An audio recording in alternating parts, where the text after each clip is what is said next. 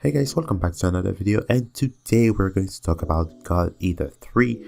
Yes, because I have been able to play the demo. I'm actually able to play the demo because I made a Japanese account, Japanese PlayStation account, and now I have downloaded the demo and I've been playing it for a day now. I cannot stop playing. It's really fun. So this is kind of my first impression of the demo, and personally I would like to say that I would like to already, I don't know, put away the complaints, the negative part of it, but I have so much fun that it's really hard for me to find something to complain about. Actually, we only have like 3 actual bosses to fight in the demo, and it's more than enough for me to have fun and keep playing over and over again, because I'm still trying to be good, I'm still trying to hit some perfect scores, and it's really I don't know what else to say, but the demo is really fun. Of course, well, if I had a complaint, or just a general complaint that a lot of people are talking about right now, is probably about the character creation, which has a bit less options than before. For example, the hairstyles, the faces, and I believe, no, not the faces, but the eyes as well. We have a little bit less options around that. Not necessarily a problem for me, but I can understand why some people might not be too happy with that.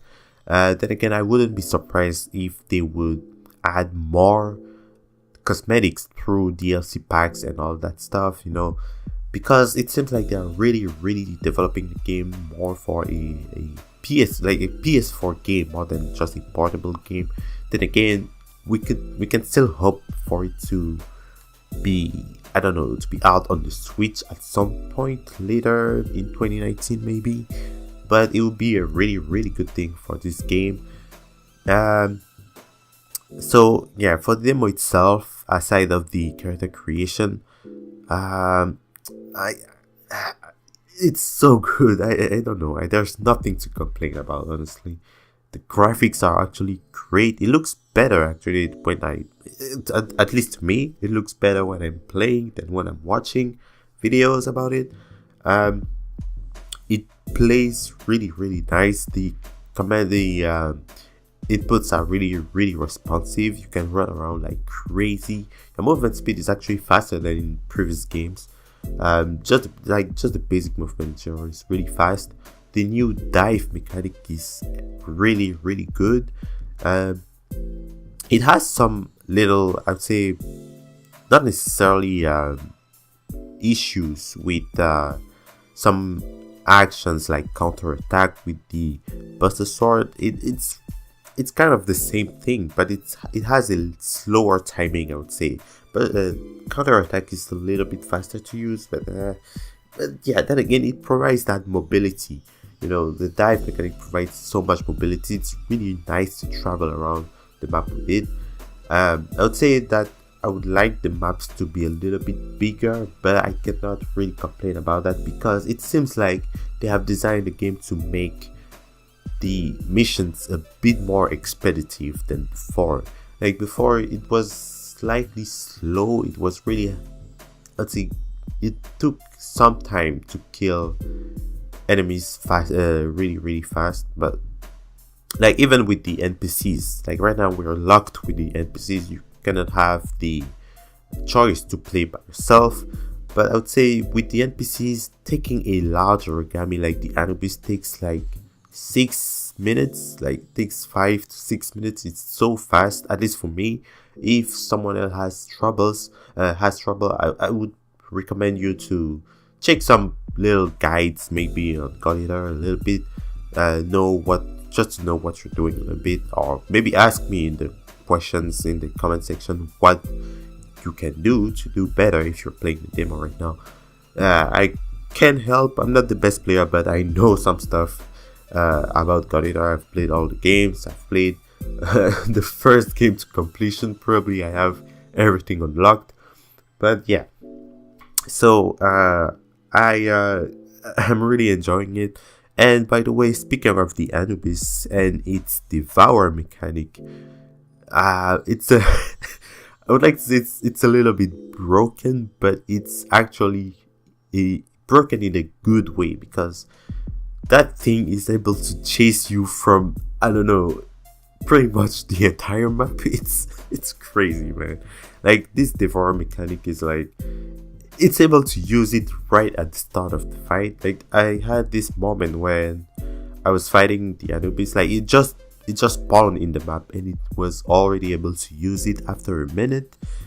It's crazy, and it's just spamming it. If it's not in the burst state, it's gonna spam the devour mechanic over and over again. It's crazy. And it makes the fights really hard as well. You can die really fast. I've noticed it. Like, as soon as the Anubis reaches the burst state, as soon as it enters that burst state, it can kill you in pretty much 2 hits. And it takes a little bit of time before you're able to heal yourself, before you're able to use an item to heal yourself. And the fights are so expeditive. Like, you move fast, you attack fast, the enemies attack really fast, they can kill you really fast. It's insane. And even an origami like the Havakiri, which I have underestimated, by the way, because I thought it was really slow for an origami, but it has a good reason to be slow. Actually, it can stun you from a really wide range. Like, the hitbox of its attack are really insane, and they are also unblockable. They can stun you. I think they can paralyze you or something, but you get stunned a lot, and they hurt. They really hurt. So yeah, the only origami so far that is a little bit, I'd say, not that strong is the Barbarius, but then again, it's a really decent origami. I would say it's really good if you're a beginner, if you want to train how to block, how to attack, and all that good shit. So yeah. Anyways, aside of that, you have a lot of options that you can play with. For example, in the terminal, you have the choice to actually, you have the ability, you have the ability to try out every burst art that is available for your weapons. You can actually customize your burst art in the demo. They have like 7 burst art, or no, not 7, I'm exaggerating, 4 burst art per category, because yes, burst art are separated in categories. You have ground burst arts, which are usable only on your basic attacks. You have jumping burst arts and dashing burst arts. So you have like 4 of each, or 4 to 5 of each, depending on your weapon. Some weapons has only 3. For example, the spear only has 3 types, but they are mostly projectiles. And you can try out every burst art. You can also try out your weapons. So you have a little training room for that. You can try out your weapon, your melee weapon, your guns, your ammo. You can try all that stuff in that training room. They give you an infinite burst 3 state, so that's really good for that. But then again, yeah, it's really awesome. Like, you can try so many things, and they have also changed a lot of things. A lot of weapons have received big rewards. For example, right now, I'd say for the most part, most of the weapons play almost the same, except for the spear. The spear is a little bit different, especially when you reach the burst state. Like, if you enter burst state, you can spam your square attack, and it has some sort of, it's kind of an infinite combo that takes away your stamina. It's not really infinite, because yeah, it drains your stamina, but you can just spam it over and over again. And also you can interrupt it with triangle, and that's kind of where things are a little bit weird there, because it kind of is a new way to attack with the spear. It's really hard to say that, but yeah. Anyways, if you are a scythe main, I'm telling you right now, you're gonna be really happy with what they did with the scythes. In this game, it has a lot of combos. It has a huge reach. To me, at least it seems like that to me, compared to in other games. The reach seems to be huge, like the hitbox is massive. But yeah, so if you love the sight, you'll love it even more in this game. If you love the short sword, you're gonna love it a lot in this game as well, because there's a lot of mobility in this game. Considering the new dive action, you have like 4 jumps that you can do pretty much in the burst state when you're using the short sword. Like, it's crazy. So yeah, let's say the burster, is it burster swords, burster blade, I don't really remember the name of it, but the great sword, the equivalent of the great sword in this game, is also really good, because something they did to it, that and the hammer, they actually, it seems like they tweaked the recovery frames of those weapons to make them feel a little bit more heavy. Like, they are not clunky, they are responsive, they're just really heavy when you play them.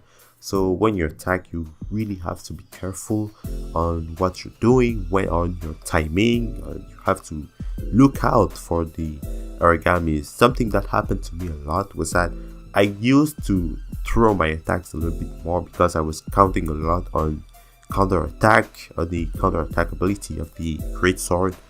And I thought I was safe, but I wasn't, because it took a little bit of time before I was able to use counter-attack, since the recovery frame are a little bit longer. And also, I had to look out for the Devour move of the Anubis, because the Anubis actually becomes immune to pretty much any state. It becomes immune to anything. And also, the Devourer move is unblockable, so you have to be really careful for that. You have to watch out on your, like, the room where you are able to attack. You have to watch out to it. So yeah, there's a lot of things that have changed a lot. It seems, it feels like it almost doesn't feel like a God Eater game. It feels so good and so nice. Like, the movement, man, I think the movement is what I like the most in this game. But yeah, that's pretty much all that I can say. I can only say that the game is good, because it really is. And now that I think about it, it's pretty much just a Monster Hunter on steroids. And I really wish that Code Vein was that for Dark Souls as well. I wish it was a Dark Souls on steroid game, but it doesn't feel like they are going to make that game that way. I don't know. I don't want to talk about that yet, but yeah. So God Eater is pretty much Monster Hunter and steroid. Like I said, if you have a Japanese account, or if you want to try the demo, I'd recommend you to make a Japanese account. But yeah, I would recommend you to try this game as long as the demo is here. It's here until the 21st, and they said that for the last 2 days they will put out a kind of the new multiplayer game mode, which is kind of a raid boss where you can play with 8 players total online, and you have to fight a very special boss that they have. It's like a variant of the big evil Buddha boss that they have. It's a variant that is there, and it looks really crazy. As they revealed it in a live stream a few days ago, it was really awesome. So yeah, I'll recommend you to try it out. It's not really that hard to make a Japanese account, even for a lazy person like me. I managed to do it, so anyone should be able to.